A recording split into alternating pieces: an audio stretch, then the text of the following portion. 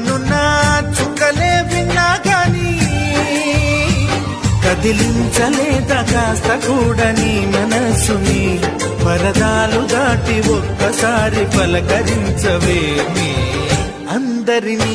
ఇలా వెంటపడి అడగాల సరదాగా నువ్వే ఎదురైతే సరిపోదా ఇతరపోతున్న రాత్రి నడిగా గుటికి చేరిన గువ్వల నడిగా